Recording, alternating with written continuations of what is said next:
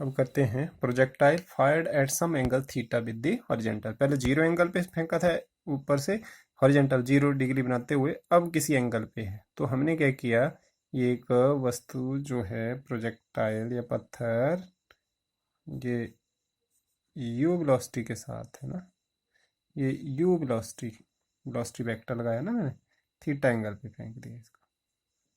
ठीक है, तो क्योंकि ये मोशन भी कैसे होगी, प्लेन में ही होगी ना, प्लेन में, प्लेन मतलब 2 डायमेंशनल मोशन, 2 डायमेंशनल मोशन। जैसे मैं इस मार्कर को यहाँ से फेंकूंगा तो ऐसे जाएगी। ठीक है, तो ये प्लेन में मोशन होगी। ठीक है, प्लेन कैसे कि ये सारी प्लेन ही है। ठीक है, ऐसे गया ना तो यहाँ से एक प्लेन बन रही है जिस प्लेन में पड़ा हुआ है। ठीक है, स्पेस में नहीं है इसका मतलब 2 डायमेंशनल मोशन, और two dimensional motion is equal to 1 dimensional. तो हम क्या करेंगे, इसके 2 कंपोनेंट बना लेंगे। ठीक है, एक एक्स कंपोनेंट, तो हम क्या करते हैं, इस यू वेक्टर को कंपोनेंट में तोड़ लेते हैं। एक अलोंग एक्स एक्सिस, क्योंकि जिधर को एंगल होता है, ठीक है, उधर को you x component you cos theta आता है, और इसके ठीक परपेंडिकुलर। ये देख रहे हैं कंपोनेंट, अगर ये वेक्टर है तो इसका एक कंपोनेंट इधर को आएगा, एक इसके अपोजिट आएगा, तो इसके 90, ऐसे नहीं कि इधर को 90 बना दिया, तो you by sine theta initial. अब ये पार्टिकल ऐसे जाता जाएगा, जैसे यहाँ ले लूँ। ठीक है, ये पॉइंट एस पे इसकी वेलोसिटी कैसी होगी, यहाँ पे एक स्पर्श रेखा खींच देते हैं, ये इसकी वेलोसिटी होगी, और इसके भी कंपोनेंट अगर मैं तोड़ूं तो इसका एक कंपोनेंट ये हो जाएगा, एक कंपोनेंट ये। ठीक है, आप देखेंगे क्योंकि हम हॉरिजेंटल में जब प्रोजेक्टाइल को फेंकते हैं तो ये जो कंपोनेंट होता है वो छोटा हो जाएगा, जैसे यहाँ बी वाई आ गया। ठीक है, बी वन, यहाँ भी बी वाई होगा, वी एक्स होगा, पर ये बी एक्स यू के बराबर ही आएगा, हम देखेंगे यू एक्स के बराबर ही आएगा, ये कंपोनेंट चेंज नहीं होगा, जितना यहाँ है उतना ही रहेगा। ऐसे ही अगर यहाँ पहुंच जाऊँ, टॉप है, टॉप पे ये ऐसे बन गया, तो सारे का सारा हॉरिजेंटल कंपोनेंट आ गया। ठीक है, 90 वाला कंपोनेंट 0 हो गया, इधर में वी वाई जो है वो क्या हो जाएगा, 0, और यहाँ यू एक्स ही रहेगा। ये ध्यान देने वाली बात है, जो हाईएस्ट पॉइंट होता है वहां पे जो वर्टिकल कंपोनेंट होता है वो 0 होता है वेलोसिटी का, फाइनल वेलोसिटी, और वी एक्स जो है वो एक बार फिर यू एक्स ही होगा, क्योंकि समय के साथ ना तो इधर को वेलोसिटी कम होती है, हॉरिजॉन्टल वेलोसिटी को कोई फर्क नहीं पड़ता, जो फर्क पड़ रहा है वो किसको पड़ रहा है, वर्टिकल वेलोसिटी को। ऐसे ही अगर यहाँ पहुंच जाएंगे, ऐसे पहुंचेंगे तो ये स्पर्श रेखा इधर को आ गई। अब इसके फिर 2 कंपोनेंट होंगे, एक इधर को, एक इधर को, तो ये बड़ा कंपोनेंट तो यू एक्स ही रहेगा, वी वाई जिसको कहूंगा ना बी एक्स, वो फिर एक बार यू एक्स जो कि यू कॉस थीटा है, और ये कंपोनेंट यहाँ को। ऐसे ही जब यहाँ टकराएंगे तो यहाँ पे भी वेलोसिटी इधर को होगी, और इसको भी 2 कंपोनेंट में तोड़ देते हैं, एक इधर को और एक इधर को।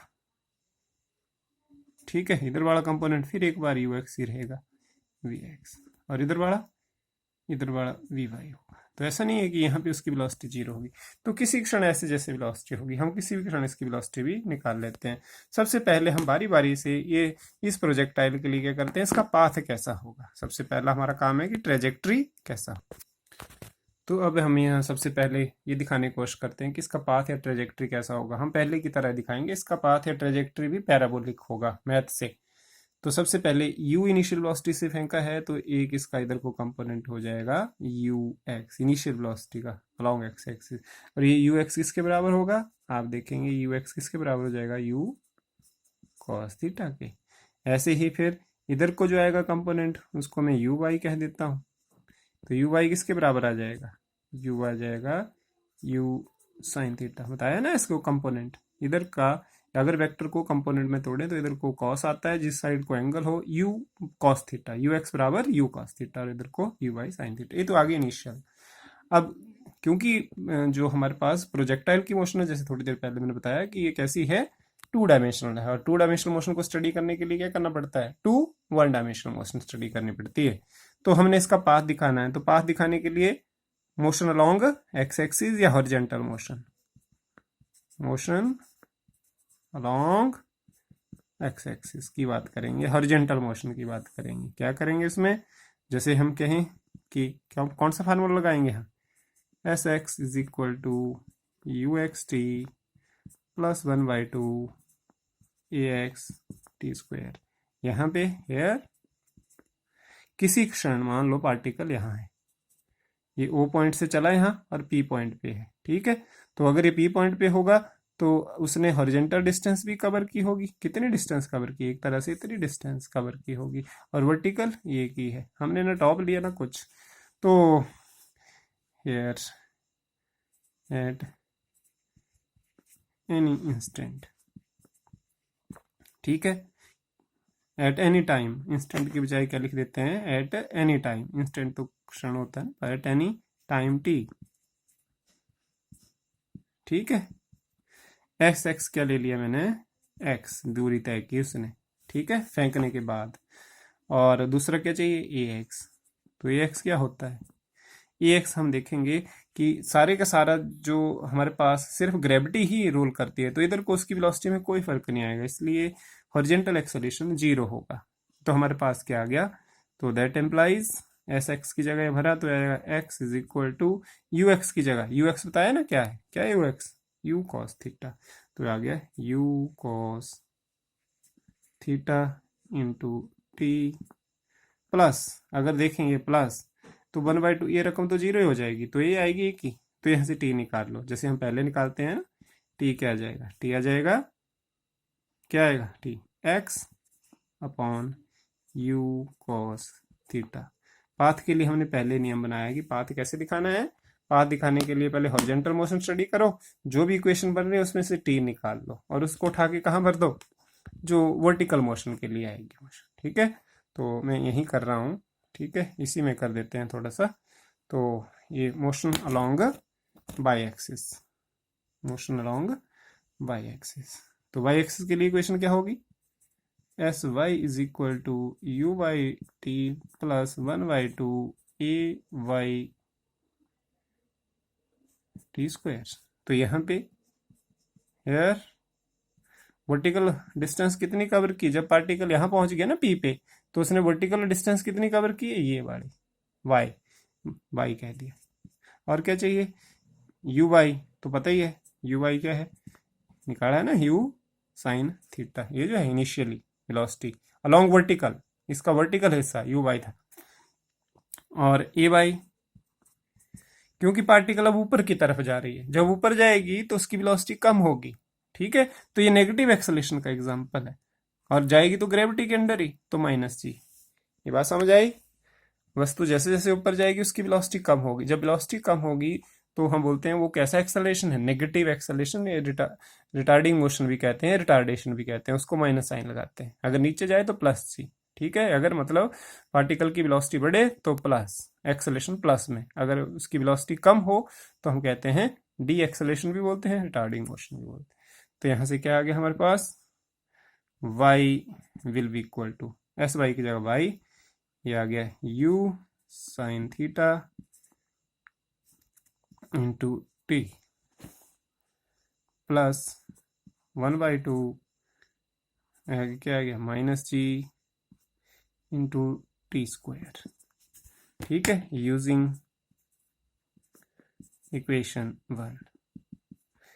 1 यूज करेंगे तो y क्या आ जाएगा, u साइन थीटा, उसमें t निकाला है ना हमने, t क्या था वो, x upon u cos theta, ये मल्टीप्लाई हो गया, ये प्लस और माइनस माइनस हो जाएंगे, माइनस, ठीक है, 1/2 जी इंटू टी स्क्वायर की जगह x upon you cos theta का होल स्क्वायर। तो आप देखेंगे y क्या आ जाएगा, ये मल्टीप्लाई हो रहे हैं ना, तो यू यू कैंसर, ठीक है, x रह गया और साइन बटे कॉस बचा, देखो ये तो कट गया, साइन बटे कॉस टेंजेंट होता है, तो हमारे पास बच गया, ये ऐसे लिख लो, x पहले लिख लो, x इंटू टेंजेंट थीटा, ये टेंजेंट थीटा x भी लिख सकते हैं, ठीक है, यहाँ एक्स स्क्वायर हो जाएगा, यू स्क्वायर हो जाएगा, कॉस स्क्वायर हो जाएगा, तो हमारे पास आ जाएगा g minus g upon 2 u square, ठीक है, आगे cos square theta into x square. आप देखेंगे ये भी कांस्टेंट है कोई, टेंजेंट थीटा की वैल्यू, क्योंकि थीटा जिस एंगल पे फेंका होगा ना वो तो फिक्स हो, जैसे 45 है तो इसकी वैल्यू फिक्स आएगी, तो ये भी फिक्स, ये भी फिक्स, टू तो फिक्स ही होता है, यू और सारा ही। तो मैं इसको ऐसे भी लिख सकता हूँ, y इज इक्वल टू से टेंजेंट थीटा को मैंने क्या कहीं, चलो x कह दिया मैंने, या x तो पहले ही है, तो ये लिखेंगे तो एक्सेलेरेशन में b कह दिया, जैसे टेंजेंट थीटा को मैंने b कह दिया, तो ये बन गया bx, जरूरी नहीं है आप इसको कहेंगे, और ये हो गया माइनस से c इंटू एक्स स्क्वायर। आप देखें ये क्वाड्रेटिक इक्वेशन बन रही है ना, क्वाड्रेटिक इक्वेशन भी पैराबोलिक होती है, तो ये आपको लिखने की जरूरत नहीं, आप सीधा ही कह सकते हैं कि this is the equation of parabola, equation of parabola. So path followed by the projectile is parabolic. ठीक है, कैसा पाथ फॉलो करता है प्रोजेक्टाइल? पैराबोलिक। कई बार यही पूछा होता है, तो इतना हो गया कि what is the prove that या show that the path followed by the projectile fired at some angle with horizontal is parabolic. तो इतना ही करना है। अभी हम करते हैं कि मैक्सिमम हाइट अटेन कितनी है। जैसे ये हुई ना, ये हुई सबसे ज्यादा उसने ऊंचाई जो गेन की, ठीक है, तो ये वर्टिकल है, तो ऑब्वियस है इसमें वर्टिकली। देखो मुझे शुरू की वेलोसिटी पता है, यहाँ भी वेलोसिटी पता है, पर देखो यहाँ वर्टिकली की इक्वेशन लगेगी ना, तो यहाँ मुझे पता है। ठीक है, आप डेफिनेशन आपको मिल जाएगी, डेफिनेशन की तो कोई प्रॉब्लम नहीं है। मैक्सिमम हाइट कहाँ होती है? बिल्कुल मिडल में, ये हाईएस्ट है, उसके बाद ये नीचे जाना शुरू हो गया, तो हाईएस्ट पॉइंट ये होता है ना। तो मैक्सिमम हाइट अटेन जो ड्यूरिंग इट्स जर्नी, मैक्सिमम जो उसने वर्टिकल डिस्टेंस कवर की होती है, उसको क्या बोलते हैं? Maximum height. तो हम ऐसा लिख सकते हैं, मैक्सिमम हाइट निकालने के लिए एक चीज तो मुझे पता लग गई कि एट हाईएस्ट पॉइंट वर्टिकल जो कंपोनेंट होगा, vertical component of velocity of the projectile V Y जो है वो जीरो होता है, बताया ना, यहाँ हाईएस्ट पॉइंट पे है, ऊपर को कोई वेलोसिटी नहीं है। और वैसे भी जब कोई पार्टिकल सिर्फ इधर को है, तो इधर को कंपोनेंट क्या होता है? इसके साथ जीरो एंगल बना है ना, तो जीरो एंगल जब बनेगा तो इसका 90 पे क्या आएगा?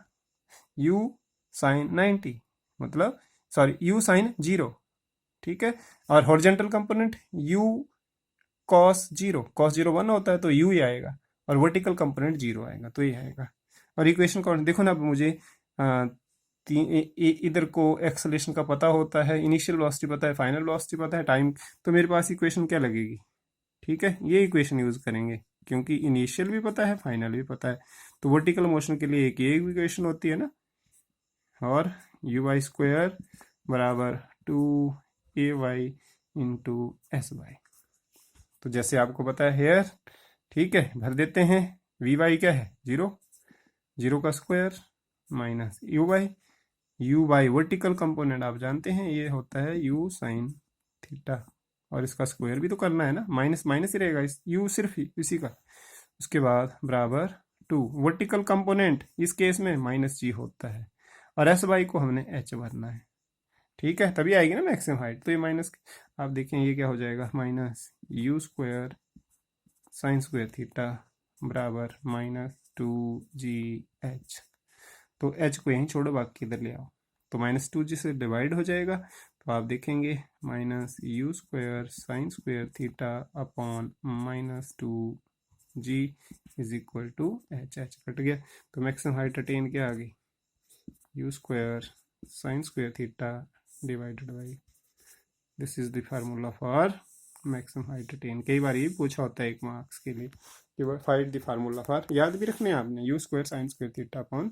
तो हाइट अटेन जो है वो दो चीज़ों पे डिपेंड है, एंगल, जिस एंगल पे फेंका होगा, क्योंकि थीटा की वैल्यू तो बढ़ती जाती है, तो थीटा जितना ज़्यादा होगा उतनी ही हाइट अटेन भी ज़्यादा होगी, और जितनी ज़्यादा वेलोसिटी दी होगी, तो दो चीज़ों पे डिपेंड करता है। ठीक है, अब निकालना है टाइम ऑफ फ्लाइट। कि टाइम ऑफ फ्लाइट क्या होता है? यहाँ से पॉइंट ऑफ प्रोजेक्शन से लेके जब दोबारा जमीन पे टकराया, तो कितने समय वो, ठीक है, हवा में रहा, या टकराने फेंकने के बाद कितनी देर के बाद वो जमीन पे टकराया, वो क्या कहेगा? Time of flight, capital T है। कौन सा फार्मूला लगा सकते हैं? देखो हमारे पास यहाँ दो ऑप्शन है, ये मुझे पता है शुरू की वेलोसिटी, यहाँ से यहाँ तक कितनी डिस्टेंस कवर हुई ये भी नहीं पता है, पर हाँ वर्टिकल डिस्टेंस जो कवर की यहाँ से फेंका इसी लेवल पे आ गया तो जीरो है। तो एक फार्मूला तो ये भी लगा सकते हैं कि वर्टिकल डिस्टेंस बढ़ा। ठीक है, टाइम ऑफ फ्लाइट निकालने के लिए हमारे पास दो ऑप्शन है। एक तो ये लगा लो u y t plus 1/2 A Y T square for t is equal to capital T. जो टाइम ऑफ फ्लाइट होगा उसके लिए एस बाई तो जीरो हो, वर्टिकल डिस्टेंस तो कवर नहीं करेगा वो।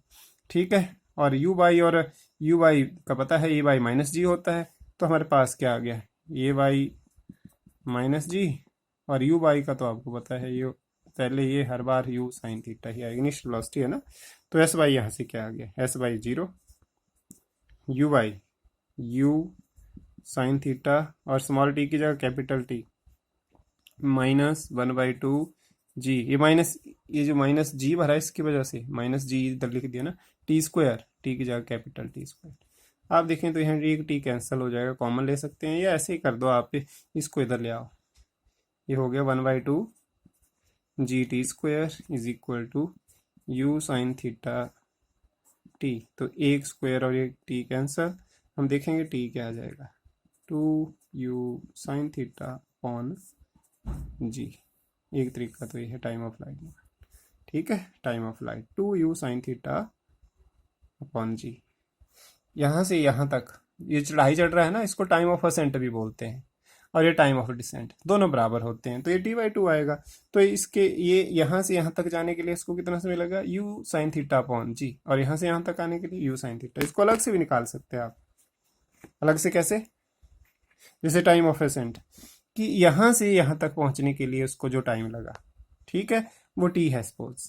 तो इस पॉइंट तक पहुँचने के लिए आपको पता वर्टिकल कंपोनेंट, तो ये आसान जैसा ये भी तो है, डिस्टेंस टाइम निकालना है, तो इसमें V Y is equal to U Y plus A Y T भी यूज कर सकते हैं। वी वाई हाइएस्ट पॉइंट यहाँ ले रहा हूँ मैं, टाइम ऑफ असेंट यहाँ से, फाइनल वेलोसिटी यहाँ ना, यहाँ पे वी वाई जीरो होता है, you why you sine theta है माइनस जी इंटू टी।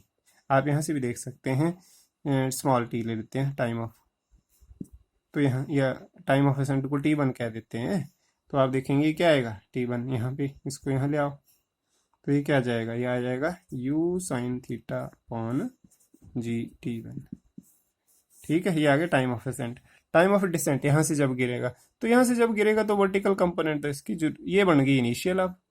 ठीक है, तो इस तरीके से हम अगर देखें यहाँ तक पहुंचने तक जो भी वेलोसिटी अटेन होगी, हम ये देखेंगे कि जितना समय ऊपर जाने के लिए लगा उतना ही नीचे आने के लिए लगा। तो हमारे पास जो t होगा वो होगा t1 प्लस t1। ठीक है, तो u साइन थीटा जी प्लस u साइन थीटा जी। ठीक है, अब आते हैं हॉरिजेंटल रेंज। हॉरिजेंटल रेंज यही कि जहां से फेंका और जहां पे ये टकराया इनके बीच ये जो डिस्टेंस है ये हॉरिजेंटल है, तो इस हॉरिजेंटल रेंज ये कितनी है। अब ये तो हॉरिजेंटल डिस्टेंस है तो फार्मूला भी यही लगेगा हॉरिजेंटल वाला। मुझे एक चीज़ तो पता लगी कि यहाँ से यहाँ तक पहुँचने के लिए टाइम कितना लगता है, कितना लगता है टाइम ऑफ फ्लाइट के बराबर। तो बढ़िया है हम उसी को यूज़ करें कि कौन से S X is equal to U X T plus 1/2 A X T square. यहाँ एक्स इसलिए यूज़ करना है क्योंकि डिस्टेंस हॉरिजेंटल निकालनी है। पहले हमने एस बाई इसलिए यूज़ किया था कि यहाँ से फेंका यहीं, तो वर्टिकल डिस्टेंस तो उसकी जीरो है, हॉरिजेंटल तो ये है, तो हॉरिजेंटल पता नहीं थी, तो पहले हमने वर्टिकल जो मैक्सिमम टाइम ऑफ फ्लाइट वगैरह निकालना था उसके लिए एस एक्स को तो हमने जैसे अगर रेंज ले लेनी है, तो अगर एस एक्स आर यहाँ से यहाँ तक, तो यहाँ से यहाँ तक पहुँचने के लिए टाइम कितना लगा, ऑब्वियस है यू एक्स तो हमें पता है यू कॉस थीटा होता है, और ये टाइम कितना होता है capital T, time of light के बराबर, और ये 1/2 into zero into T square. तो ये तो सीधा ही आ गया, क्या आ गया R is equal to u cos theta into t. T क्या था वो time of flight 2u sine theta upon g. फार्मूले याद करने हैं आपने, तो 2u को मैं यहाँ निकाल लेता। ठीक है, या हमारे पास बन गया यू स्क्वायर, जैसे लिखा मैंने 2 sine theta cos theta upon g. ये ट्रिग्नोमेट्री का बहुत इंपॉर्टेंट फार्मूला है, ये इसको मैं लिख सकता हूँ u square sine 2 theta upon g. कौन सा फार्मूला है ये कि sine 2x is equal to 2 sine theta cos theta या एक्स एक्स है तो एक्स एक्स, यानी कि अगर साइन 90 किसके बराबर है, 2 इंटू साइन 45, ठीक है, इसका आधा ही होगा ना ये, ठीक है, या यहाँ लिखूँ 2 साइन 30 इंटू कॉस 30 किसके बराबर होगा, साइन 60 के बराबर, ठीक है, डबल है एंगल, है ना, 30 30 है तो ये 60 होगा ऐसे, और क्या होना चाहिए 2 साइन कॉस, साइन और कॉस एक जैसा है, तो ये हमारे पास बचा, ये आगे मैक्सिमम हॉरिजॉन्टल रेंज, ठीक है। हम इसके ऊपर भी कुछ क्वेश्चन करेंगे, पहले इसी के ऊपर आ जाते हैं कि, तो ये आ गया। अब किसी भी क्षण वेलोसिटी निकालनी है तो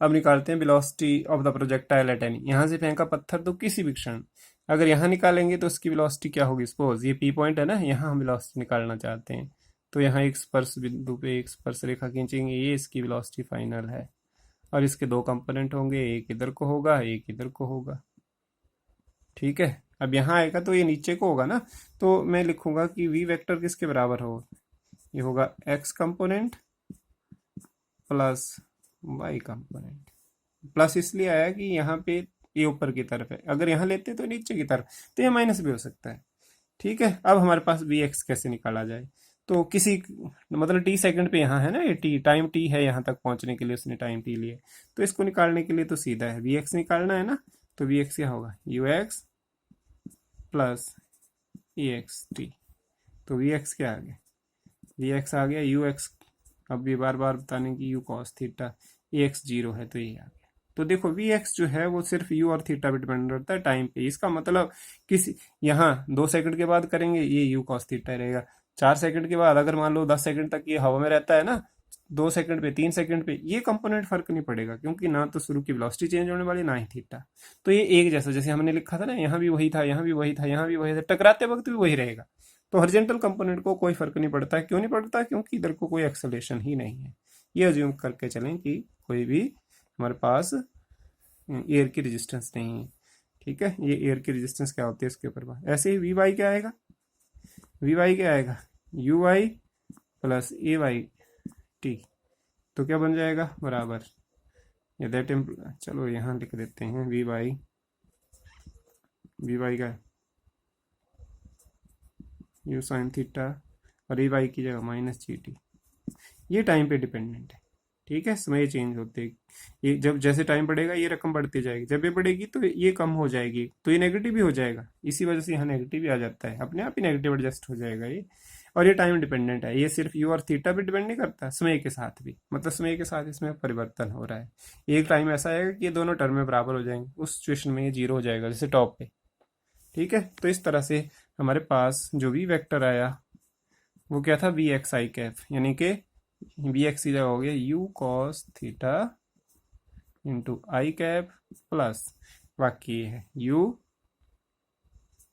sign theta minus G T जे कैप, आप जानते हैं इसका मैग्नीट्यूड क्या होता है, किसी वेक्टर का मैग्नीट्यूड, ठीक है, वो उसका एक्स कंपोनेंट का स्क्वायर प्लस इसके बाई कंपोनेंट का, तो ये हो जाएगा यू कॉस थीटा का whole square plus U sine theta minus G T का होल स्क्वायर सारे का अंडर रूट, ये वेक्टर की प्रॉपर्टी है कि अगर कंपोनेंट पता हो तो ऐसे कर सकते हैं, तो इसको खोल सकते हैं आप देखेंगे एक टर्म तो ये साइन स्क्वायर कॉस थीटा और कॉस थीटा, चलो ये क्या आता है आप कर सकते हैं सॉल्व, बड़ी बात नहीं है।